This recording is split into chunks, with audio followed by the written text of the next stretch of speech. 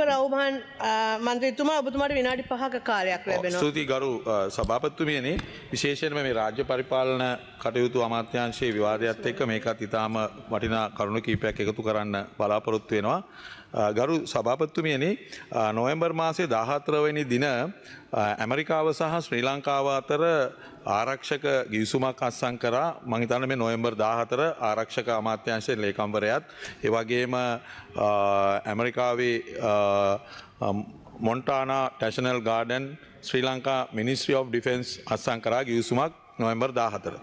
දැන් ජුලි චෑන් ඇමරිකානු තානාපතිතුමිය ඊයේ එක්ස් පණිවිඩයක් නිකුත් කරමින් එතුමිය කියනවා ඉඳගෙන the state partnership program MOU between the Montana National Guard and Sri Lanka's Ministry of Defence sign on November 14 and table today in Parliament. ඒ කියන්නේ ඊයේ පාර්ලිමේන්තුවේ මේක සභාගත කරා කියලා තියෙනවා ඇමරිකානු තානාපතිතුමිය. මේ අත්සන් කරපු ගිවිසුම. ඊයේ සභාගත කරේ නැහැ. අද සභාගත කරෙත් නැහැ. මම දන්නේ නැහැ ආණ්ඩුව ජුලි චෑන්ට කිව්වද කියලා මේක පාර්ලිමේන්තුවේ සභාගත කරනවායි කියලා. ජුලි චෑන්ට ආණ්ඩුව කියන්නේ නැති. නමුත් ජුලි චෑන් මහත්මිය එක්ස් පණිවිඩයේ කියනවා පාර්ලිමේන්තුවේ සභාගත කරනවායි කියලා ආණ්ඩුව දන්නලා තියෙනවා කියලා. එහෙම එකක් උනේ නැහැ. ඒ හින්දා අපි ආණ්ඩුවට කියනවා මේ බොරු කියන එකේ මන් දන්නේ නැහැ. මේ අන විදියට ඇමරිකන් තානාපතිතුමියටත් එකක් කියනවා මේ අපිටත් එකක් කියනවා. ඒ කියනවා සභාගත කරනවායි කියලා මේ සභාගත කරන්නේ නැහැ. ඒ හින්දා අපිට ආණ්ඩුවට කියනවා මේක සභාගත කරන්න කියලා. ගරු සභාපතිතුමියනි විශේෂයෙන්ම මම කරුණු කීපයක් මතක් කරන්න කැමති ඉතා ඉක්මනින්ම ඒක තමයි ජනාධිපතිතුමා ඊයේ කතාවේදී නොකියපු කතාවල් කීපයක් තිබෙනවා. ඒකද එතුමා ඊයේ ප්‍රධාන වශයෙන්ම කිව්වා මේ රවි ශානීට මේ අපි බය වෙලා කියලා. රවි ශානීට අපි බය වෙලා නැහැ. රවි ශානීට බය වෙලා තියෙන්නේ ජනාධිපතිතුමා 2005 වේදිකාවේ නැගලා බලයට ගෙනාවනේ කට්ටියක්. ඒ කට්ටිය තමයි බය වෙලා ඉන්නේ. අපිට බය වෙන්න අවශ්‍යතාවයක් නැහැ. මොකද රවි ශානී 2015 ඉඳන් 19 වෙනකන් අපි එක්ක වැඩ කළා. ඒ හින්දා අපි එතුමන්ලා ගැන අපිට බය වෙන්න අවශ්‍යතාවය නැහැ. අපිට ගෞරවයකුත් තියෙනවා. ඒ වගේම ගෝඨාභය රාජපක්ෂ මැතිතුමා රවි ශානීගෙන් පරිගන්නකොට මේ පාර්ලිමේන්තුවේ ඇතුලේ හඬ නැගුවේ සජබේ මන්ත්‍රීවරු තමයි. එදා ජනාධිපතිතුමා මේ පාර්ලිමේන්තුවේ හිටියා වචනයක් කතා කරේ නැහැ රවි ශානී ගැන. එදා නිශ්ශබ්දව හිටියේ. ඊයේ කතා කළාට. එදා කතා කරේ නැහැ. එදා කතා කරේ මේ සජබේ මන්ත්‍රීවරු කතා කරේ විපක්ෂ නායකතුමා ඇතුළුව.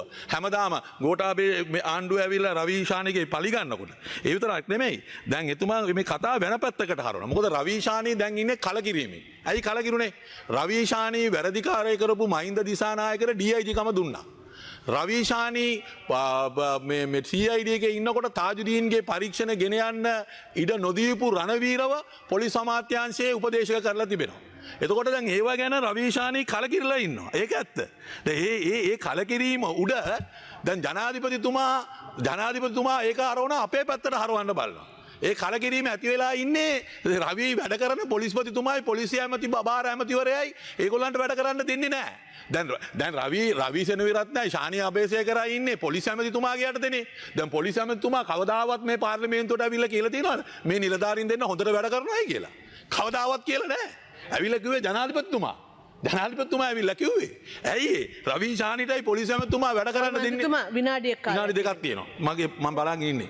හරි මේ විනාඩි දෙකක් තියෙනවා. එතකොට මේ වැඩ කරන්න දෙන්නේ නැහැ. ඒ හින්දා ඒගොල්ලෝ ඉන්නේ කලකිරීමකින්. ඉතින් ඒ කලකිරීම ඊයේ ජනාධිපතිතුමා බලනවා අපේ ඇඟට දාන්න. අපේ ඇඟට දාන්න එපා. ඒ ඇතුලේ ප්‍රශ්න විසඳ ගන්න. රවිටයි ශානීටයි අපි කිසිම හානියක් කරලා නැහැ. රවි ශානී තමයි 2019 බෝම්බ විපුරන වෙලාවේ CID එකේ අධ්‍යක්ෂක හා CID එකේ ඉඳලා ඔක්කොම වැඩ ටික කරේ. ජනාධිපතිතුමා අහනවා 2015 අප්‍රේල් මාසේ ඉඳන් නොවැම්බර් මාසේ වෙනකම් මොනවද කරේ කියලා 2019. ඒ කරේ ඔක්කොම ශානී රවි තමයි ඔක්කොමලා ඇරස් කරේ.